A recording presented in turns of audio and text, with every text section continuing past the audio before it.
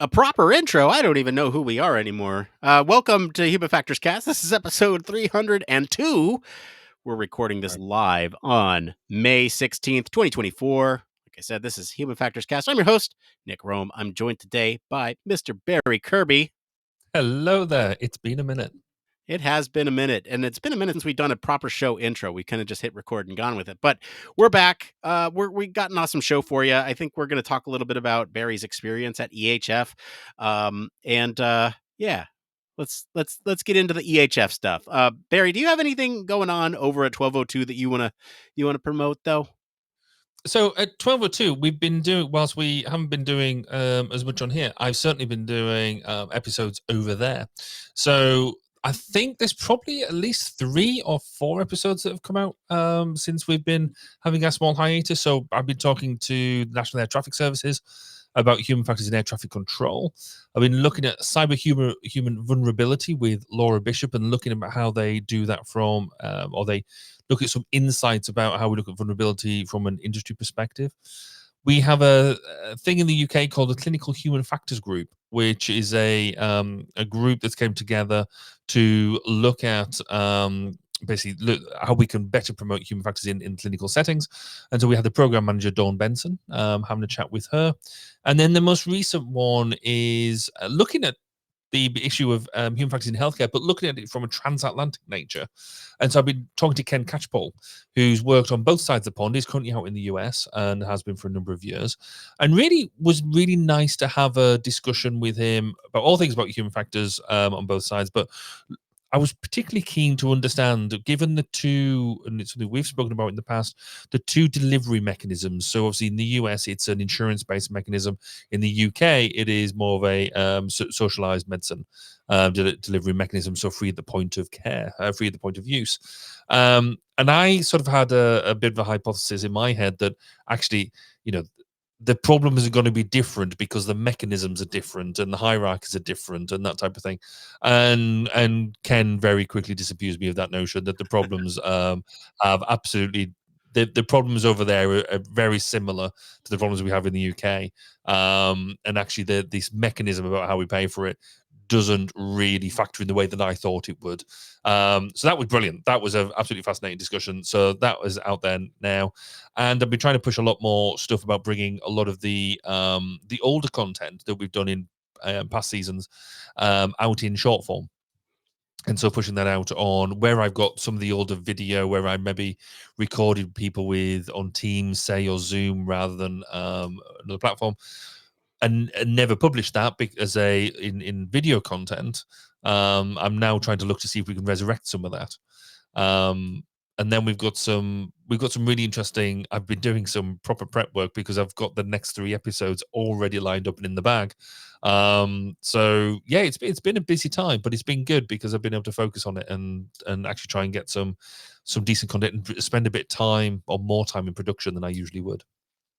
Excellent. Well, thanks for the update on that. I'm very curious to dive in a little bit more. I've been seeing the shorts pop up on my feed, so I've been watching those, but haven't had the time to sit down and listen to the longer form stuff. So maybe I should take a note and do that myself. But yeah, we're here to talk today about EHF. So you have, well, let's say, what is EHF? So EHF, this is what the Chartered Institute of Ergonomics Human Factors official conference, right?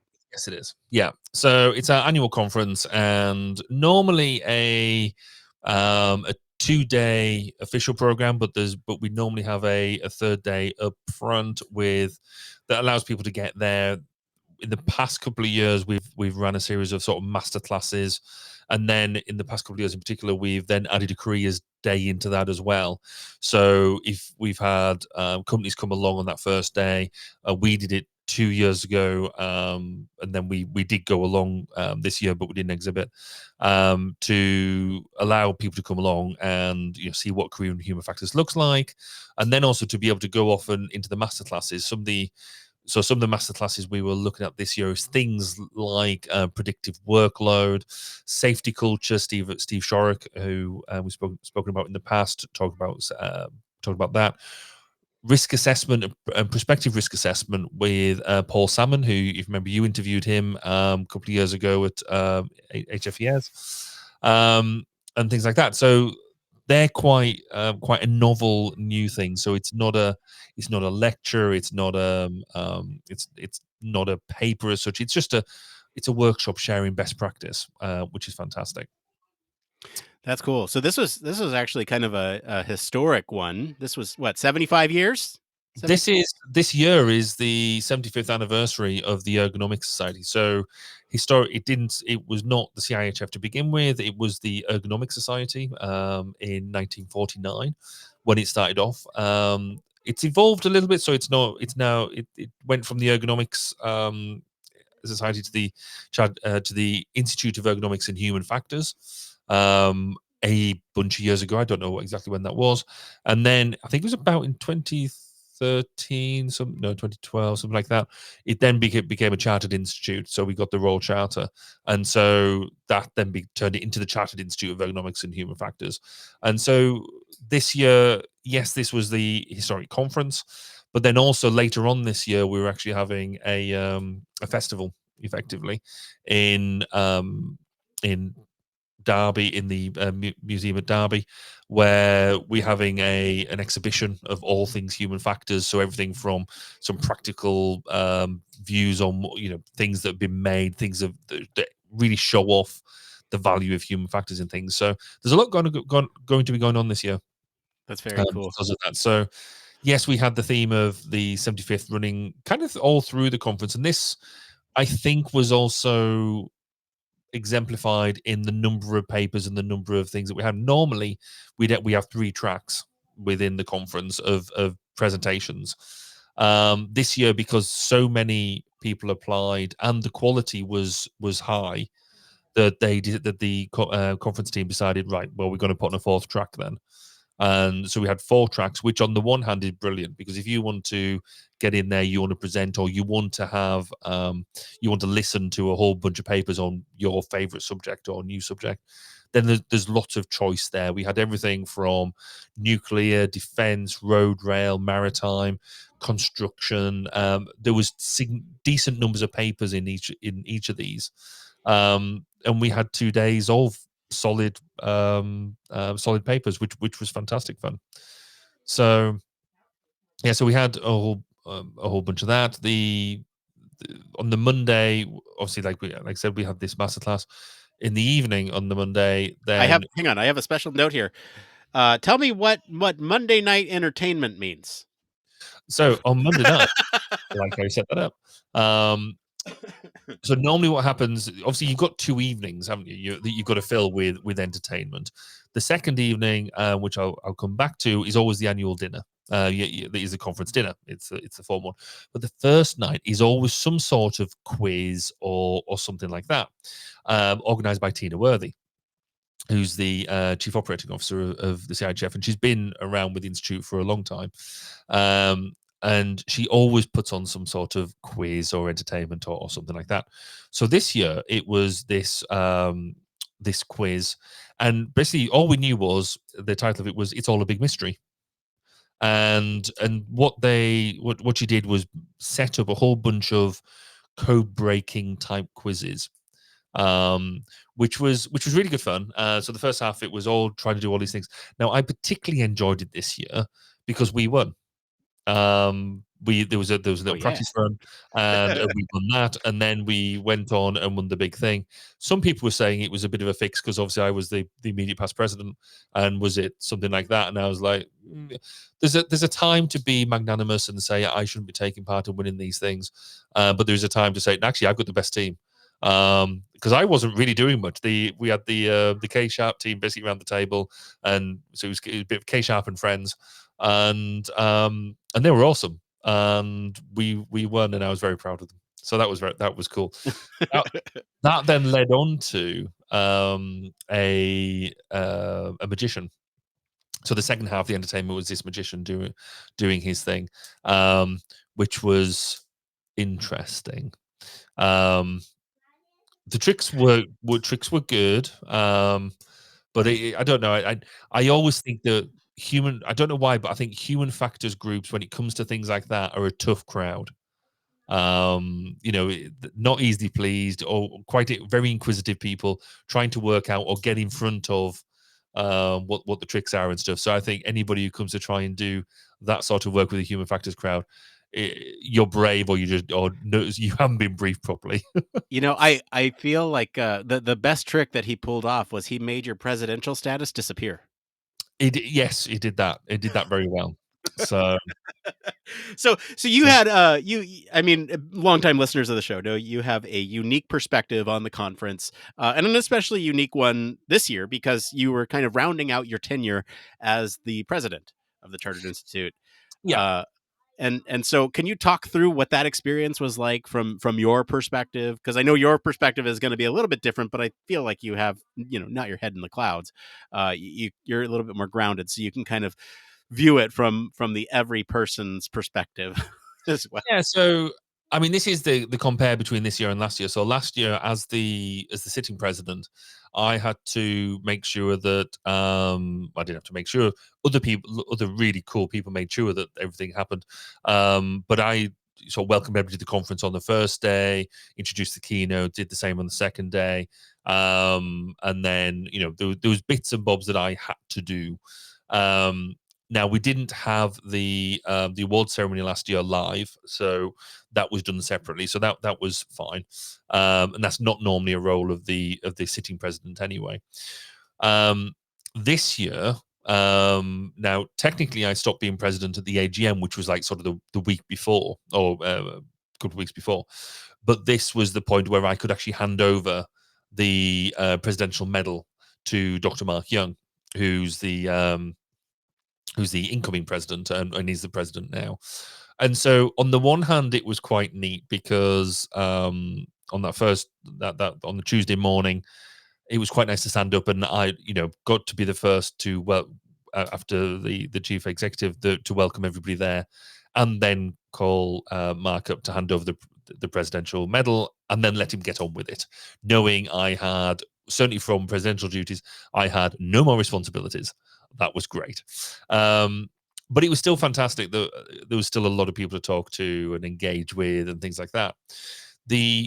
What you then go into, so I'm then now the immediate past president, and my responsibilities then were, I had one really more thing to do, which was on that Tuesday evening. So for the Tuesday night entertainment, we had the annual dinner, which is fun, but it's also the annual award ceremony where we get to congratulate the great and the good for doing really good work.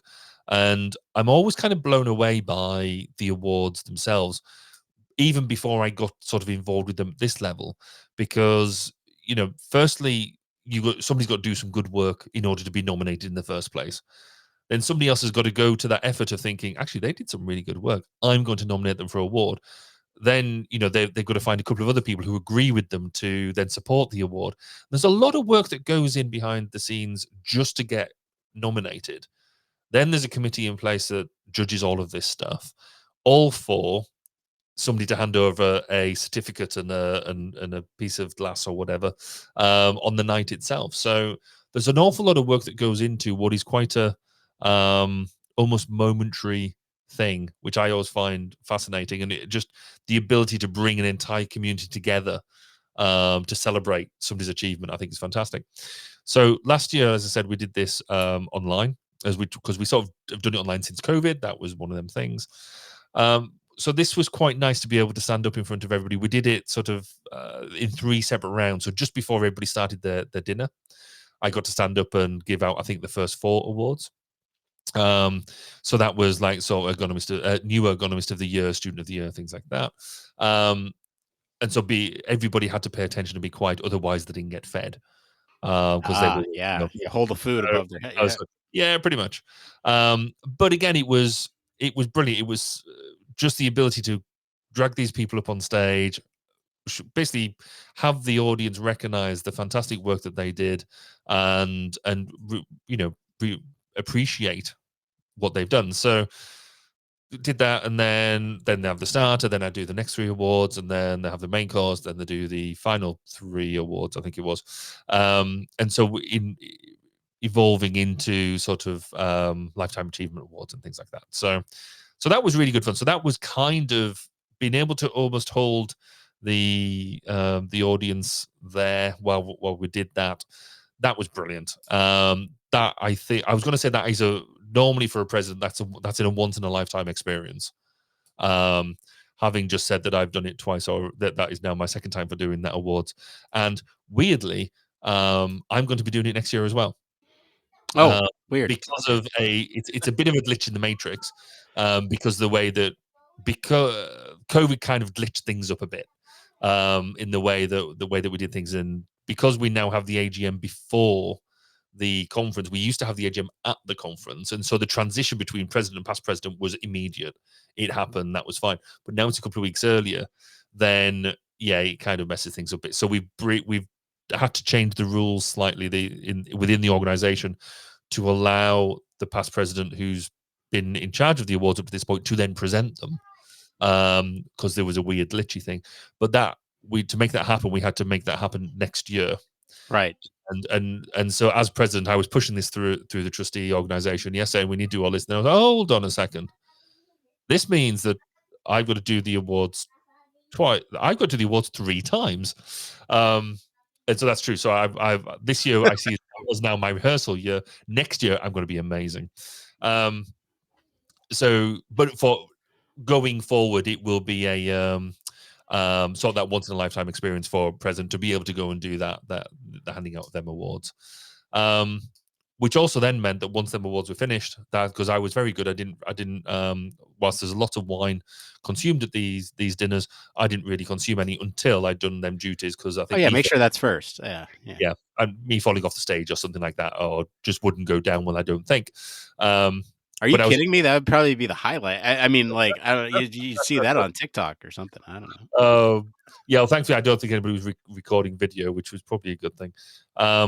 But I was very proud of my team, because we after the dinner finished, we then hung around a bit. We were having a couple of drinks, and with different people around, people who come join our table and things like that, which was fabulous. I went to bed, or me and Amanda went to bed at something like, because I was presenting the next day anyway. So we went to bed at about 1:30, which I thought was reasonable. We had a brilliant time, lovely time. The rest of my team, or most of my team, a couple of them were presenting at the same time as me. So one was presenting earlier than me, so they'd gone to bed slightly earlier. They were a bit nervous, bless them. Um, so we'd gone to bed at 1:30, and the rest of the team had all stayed up.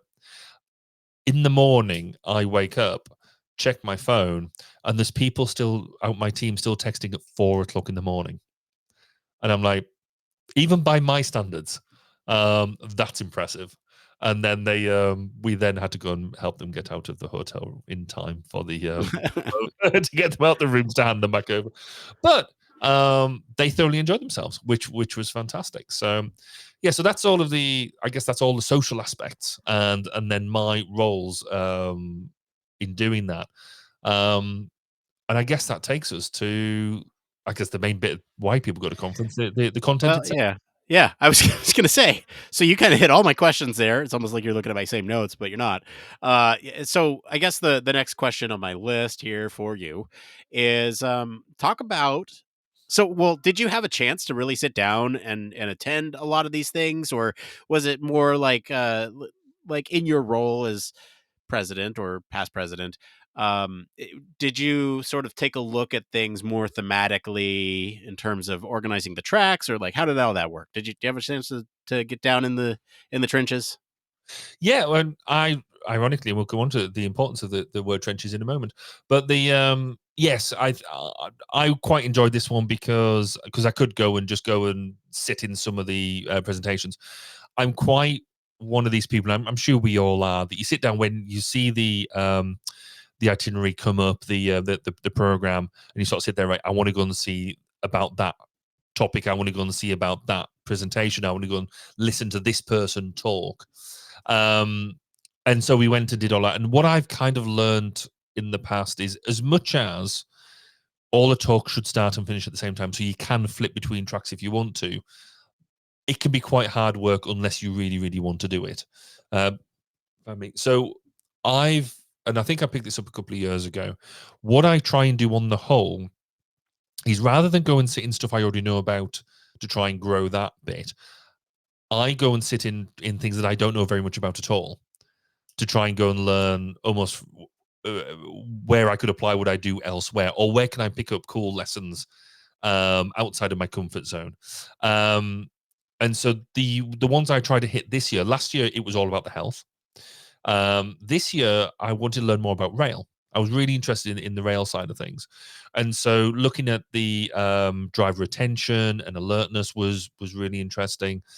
And then there was a presentation on the why do train drivers pass red signals, and I think that was done by the Rail Safety Standard Board, um, and and I was just like, why do train drivers pass red signals? Because surely they shouldn't be able to do that. There should be a level of automation in there that says, it's past red. You know, you've gone past a red light. Stop the train. So that was really insightful, I guess, in many ways, of just how much confusion can happen, but also how much control that they have, which is so that was kind of my entire Tuesday morning, sort of two sessions worth, was all about the rail, and thoroughly enjoyed that. Barry, Uh, you didn't answer the question though. Why do they not stop at red lights? well, it depends. Okay. see, All uh, right. see what I did there. Roll credits. Yeah. So Yes. there was yeah, there was a whole bunch of different reasons, and I think that was one of the enlightening things for me, is that there was lots of different reasons, but there was not currently a technological solution in place. You're still relying on drivers to do that now. There are systems in there that can do some of this, but certainly in the UK, they're just not used in the way that they could be. So that was fascinating. Um, so yeah, so most of the Tuesday morning was spent doing that, and therefore I missed some sessions which I really wanted to go to. So there was, I'm still intrigued by the whole health thing, as we've talked about in the past. So there was elements around that, and some of the air, aviation stuff which I didn't get to touch at all, which is normally a thing I like to go and play with.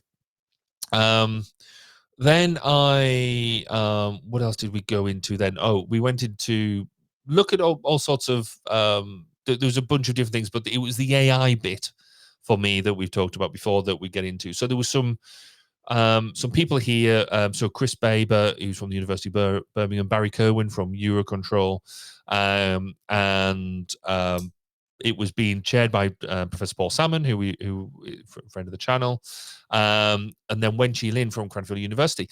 And they had four different elements looking at how we're going to apply AI and things like that.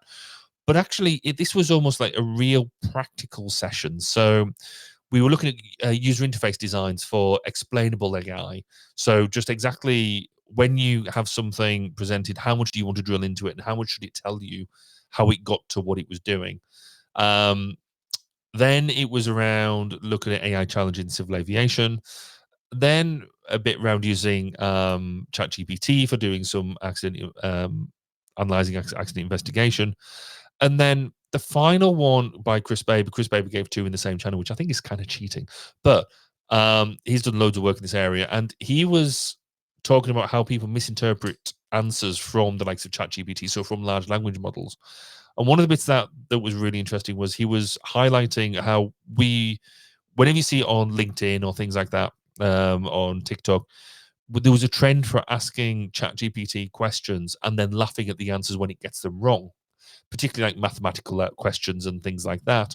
And he was sort of highlighting that, because people were trying to use the wrong tool for the wrong job, because ChatGPT is not a calculator.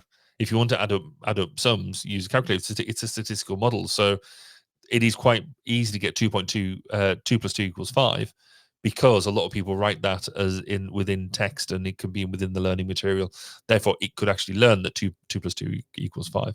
So that whole piece around AI was a lot of it was just thoroughly interesting. It was a real practical look, but fundamentally they were getting to almost a conclusion that we've come to quite a few times, that human factors coming to the AI domain is late to the table. and we need to be doing more about how we apply human factors within the AI domain. So how do we put what we do onto it, but also how do we use it in an effective way? So that was, just going to the rail bit and then into this AI bit made the entire conference worth it for me. And I could have gone home at that point quite happily. Clearly I didn't. We stayed on and did more. So the Wednesday morning stuff. So we don't obviously just had the dinner on the night before. So Wednesday morning, we I think everybody was a little bit delicate, which was fine. But this is where Kate Preston, who has been on with us before, she presented her paper on basically some of her PhD work around sepsis fluid management and using an artificial intelligence tool that she'd been reviewing. And so that was cool. That was interesting. Then we got into some of the best bit for me because there was a defense section. And having said that I don't go to the stuff that I normally that I know about, I had to go to this one because I was the first person presenting. And I give a presentation, going back to you said about being in the trenches. The title of my presentation was Human Factors in the Trenches. And it was all about some work we did a couple of years ago where we were actually looking at a way of putting military trenches together. And a client had come and asked if we could do some human factors reviews of this innovation that they'd had. And so I sort of delivered this as a bit of a case study. Now, this is the first presentation I've given to conference that there was a proper paper, probably in 2 to 3 years. And so it was quite nice to be back into that mode, and actually just delivering presentation of the work we'd done and enjoying doing it. And I thoroughly did enjoy it. So that was good. It meant that I missed one of the other presentations from one of my team as well, which was a shame. They scheduled us both at the same time. I mean, how rude. Should really talk to the people who are organizing the event, Barry. Well, yes, there is a bit of that, and also, but never mind. And then to sort of wrap up this sort of Wednesday, I stayed. I was going to go into dip into one of the things, but actually I stayed in the same defense session because we had two presentations from a chap called Sid Schudemeyer from BA Systems. It was all about the future helmet for mounted displays, particularly. So you think that things like F-35 and things like that, and how they work. So they talk about latency and field of view and things like that. And Sid has a real style of presenting that's really engaging, really nice. So it was a joy to stay and listen to them. And sandwiched in between two of Sid's presentations was a case study for there was an accident where an F-35 jet was lost off the Queen Elizabeth carrier. And Kev Hayes give a presentation on the investigation that happened to work out why this F-35 jet had basically it got to the end of it, been in the catapult, it'd come to take off and just didn't have enough speed. And so right at the last moment, just as the aircraft is on the edge of the deck, the pilot ejected, and the plane was lost into the ocean. Pilot thankfully was fine, but then the investigation about why didn't it have enough power to get off, and could anything have been done about it? So just talking through that entire thing, it actually ended up being a maintenance issue. That had happened. One of the covers for the engines hadn't been taken off; it'd been lost inside the air intake, and nobody had realised because of, in hindsight, some very simple errors. But actually, at the time, nobody realised that it was somebody else's problem to look after. So thoroughly interesting, really, really insightful and enjoyable sessions. And so yeah, so that was basic. That was the content. We had some amazing keynotes. So what we call the Donald Broadbent lecture was given by Natasha Merritt from the University of Leeds, and what she was talking about was the interaction between automated vehicles and road users. So when you're crossing the road, if we're going to have these these vehicles that are autonomously driven, can we interact with them so we know that they're going to stop in time for us to cross the road or not? And so work that she'd been doing around that was really interesting. And then the institute lecture was given by Amanda Widdowson, where she was talking about enhancing cybersecurity. So how does human factors have a role to play in cybersecurity? So she'd given us an overview of that work.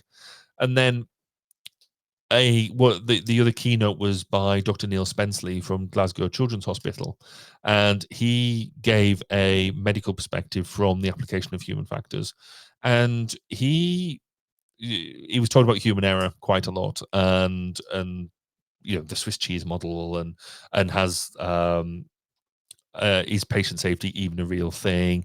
And he challenged us quite a lot in terms of thinking. So the way he had a real way of delivering his presentation that was more of a conversation than it was a formal presentation as such. Even though it was with Mm. slides, the way it was really engaging, and it was a really nice presentation to listen to, which um, fundamentally I got out of it. He sort of challenges us think that we focus so much on what goes wrong. Something went wrong and something happened, but actually 95% of the time, 99% of the time, things are going right. So why are we not focusing on the stuff that is going right and making sure we're doing more of that? I Rather, can hear Neil in the comments right now. Hey, go check out this effort. um, and so that was quite cool. And it was really nice to get somebody who's willing to stand up and say something that challenges you to think. I think it's and I don't mean to do anybody a disservice, but I think when you come and do these sort of big keynotes, you can it's easy to go and play it safe.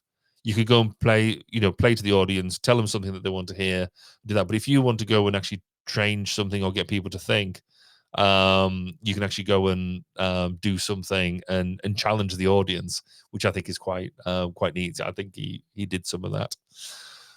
So yeah, so 3 days of lots of intense networking, lots of intense catching up with people. I think one of the reasons I like this conference is I find other conferences hard work. I think your social battery disappears very quickly, especially when you Mhm. go to a room full of people you don't know and things like that. This conference, I find there's lots of friendly faces. It's not a hard work conference to do. You can go along, you can have a good time.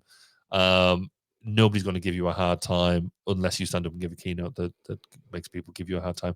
And I thoroughly enjoyed it, but it was still thoroughly exhausted um, by the end of it. So come Wednesday night when I got home, I was ready to sleep for like the rest of the week.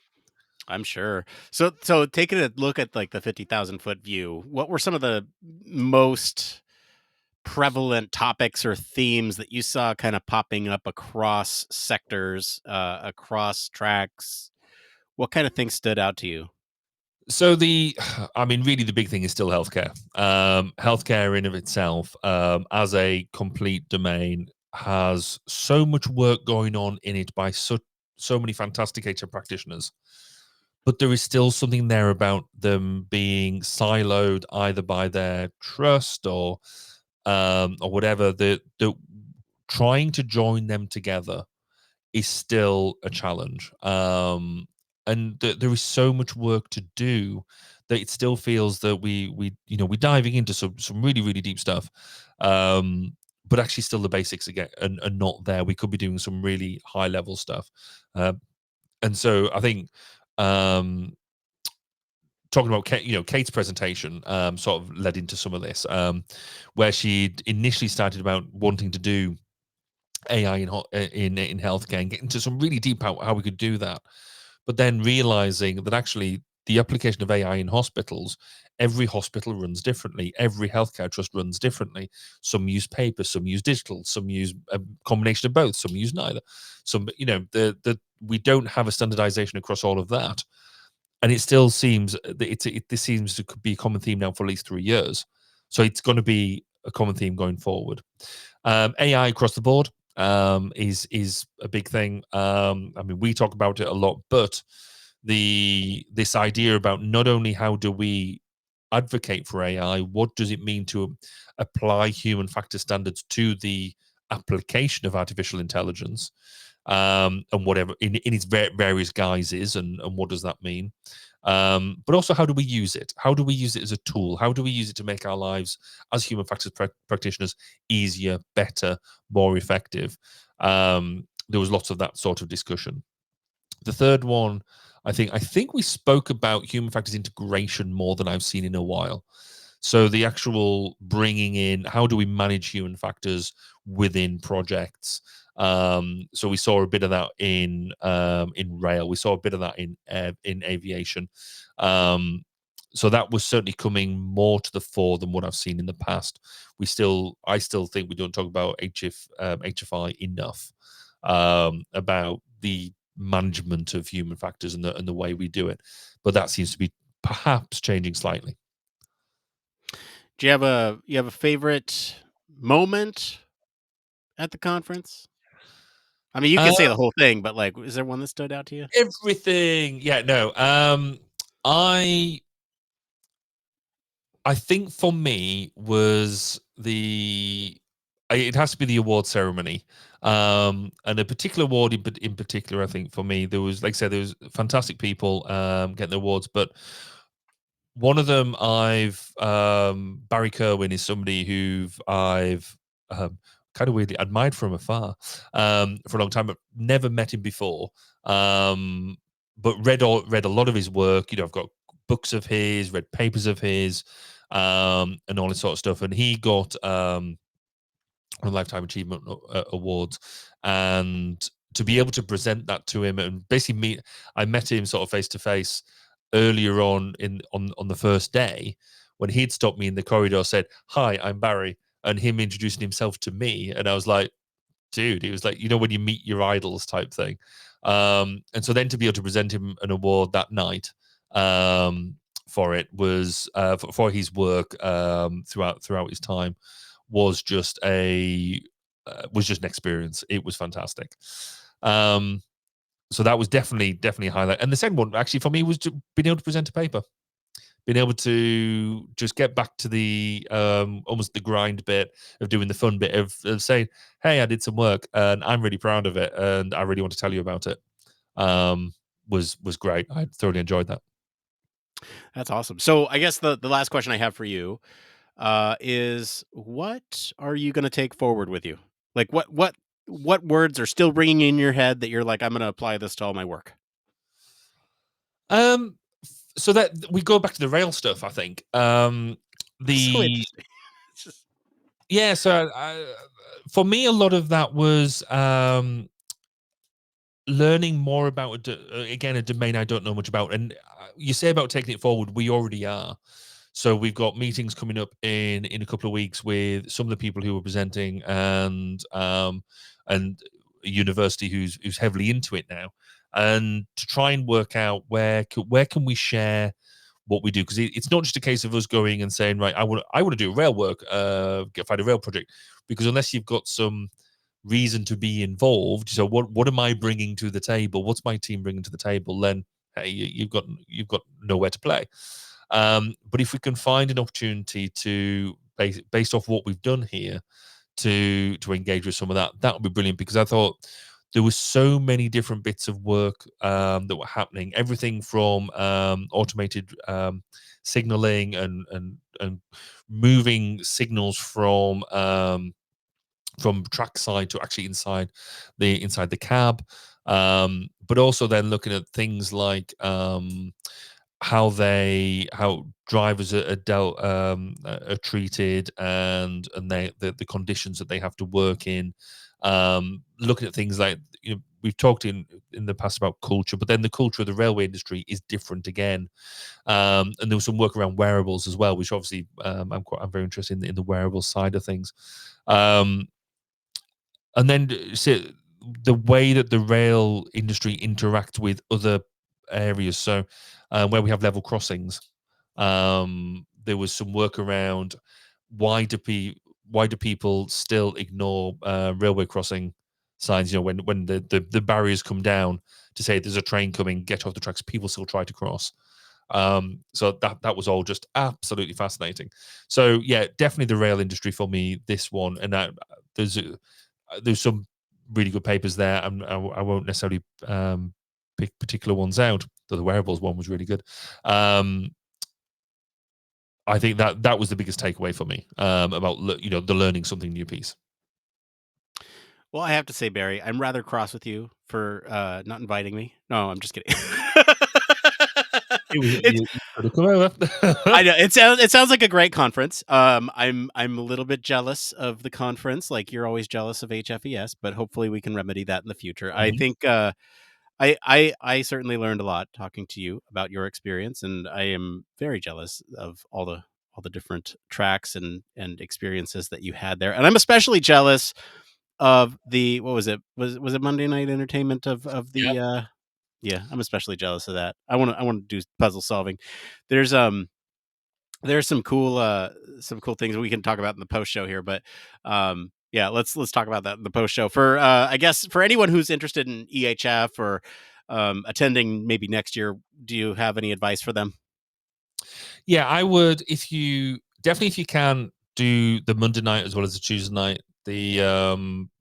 What I quite like about the conference is that you get an entire package that covers your accommodation, um, all your meals and everything. So everything is nicely wrapped in, and therefore, whilst the actual ticket might feel expensive, it's not, because it's got everything in there. So if you can get in and do the lot, absolutely worthwhile. It's worth doing the careers day, even if you're a seasoned professional, because you might chat to some companies who you weren't expecting, or that type of thing. Um, so yeah, but also don't be. I mean, the biggest thing that I've always said when I stand up and welcome people is, don't be afraid to go and say hello to people. I know it can be intimidating to, see a group of people talking. You don't want to go up and say anything to, because why would they want to speak to you, type thing, or are you butting into some people's conversation? And I feel like I get that. I feel like that all of the time. But for me, this is the one environment where I do feel comfortable in going up and seeing some random people and saying, "Hi, I'm Barry. I do human factors stuff. What do you do?" And learning from people. The people are so um, open with advice and things like that. It's a good conference to go to, and just go. I think it's the if this year is this year was the biggest one we've had so far. But then last year was the biggest one we've had so far. So we were clearly on a trajectory. Next year, I believe it's going to be in the same place again, which the whole hotel seems a really good setup. So yeah, just go. Just go. All right. Well, I think that'll wrap it up for today. We're gonna stick around if you're stick around if you're watching live. We're gonna do a post show. If you like this and enjoy some of the discussion around conferences, check out some of our past conference coverage. We've covered everything from HFES, or now Aspire, to EHF from last year, to the Healthcare Symposium. Go listen to all that. Comment wherever you're listening with what you think of the topic this week. We're kind of coming back to basics here, so let us know what you think about the conference coverage. I loved it. For more in depth discussion, you can always join us on all of our social platforms or our Discord community. Visit our official website, all that stuff. If you like what you hear, you want to support the show, there's a couple options for you. One, you can stop what you're doing, leave us a 5-star review. We'll take any of those. That helps other people find the show. Two, tell your friends about us. That's how we grow. And three, if you have the financial means to and you want to support us on Patreon, we have one of those. You can go support us over there. As always, links to all of our socials and our website are in the description of this episode. Barry, thank you for stopping by and telling the folks about EHF 2024. I had to look down to see what year we're in. Where can folks find you if they want to talk to you about railway safety? So you can find me on social media pretty much anywhere. Search for Barry Kirby. You'll find me on Twitter or X. Then I'm Baz_K. But I'm on the other platforms as well. And if you want to hear more about discussions with other human factors practitioners, then you'll find me on 1202 The Human Factors Podcast at 1202podcast.com. As for me, I've been your host, Nick Rome. You can find me on our Discord and across social media at Nick_Rome. Thanks again for tuning into Human Factors Cast. Until next time, It it depends. depends.